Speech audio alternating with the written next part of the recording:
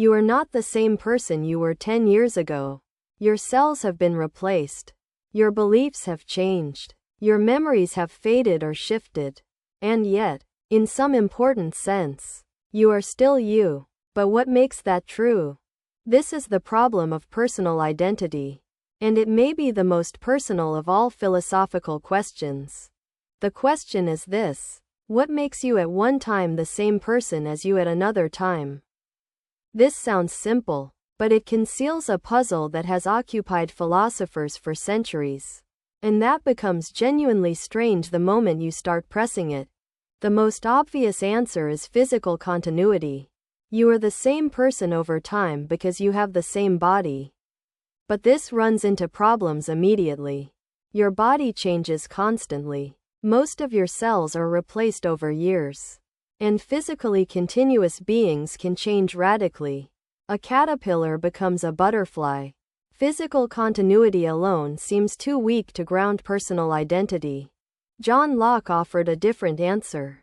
What makes you the same person is psychological continuity. Specifically, memory. You are the same person as the child in your past because you can remember being that child. Your identity extends as far back as your memories reach. This is intuitive. When we say someone is no longer themselves after severe amnesia, we mean something like this.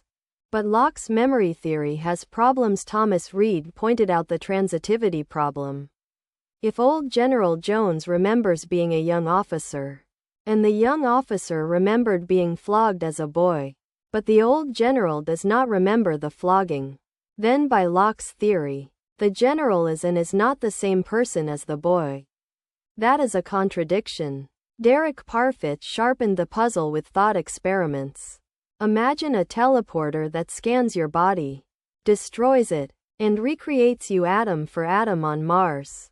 Is the person who steps off the teleporter you?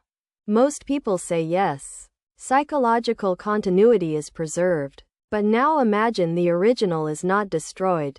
There are now two psychologically continuous candidates for being you. They cannot both be you. So which one is? Parfit's fission case is even more radical. Suppose your brain is divided, and each half is transplanted into a different body. Both resulting people have your memories and personality. Neither has more claim to being you than the other. Yet they are distinct people. If personal identity requires a unique successor, you have ceased to exist.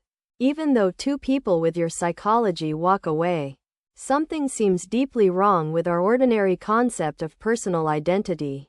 Parfit's response was radical. He argued that personal identity is not what matters. What matters is psychological continuity and connectedness. Whether your future self shares enough memories, intentions, and personality with your present self. Whether those two people are numerically identical, strictly the same person, is a further question, and often has no determinate answer. We should stop asking whether it is really you who survives, and ask instead what matters about survival. This reductionism has striking implications. If there is no deep further fact about personal identity, then our fears about death, our pride in past achievements, and our sense of special concern for our future selves may all rest on a fiction. Parfit found this liberating. Once you see that the boundaries of the self are not sharp, he argued, you begin to feel more connected to others, and less imprisoned by the self. Personal identity connects to everything: moral responsibility, punishment, survival of death, the ethics of AI minds. When we build a system that learns and changes over time, when we ask whether a future version is the same as an earlier one, we are asking a version of the question that has never been satisfactorily answered. What makes you you is not obvious. What makes that matter maybe even less so.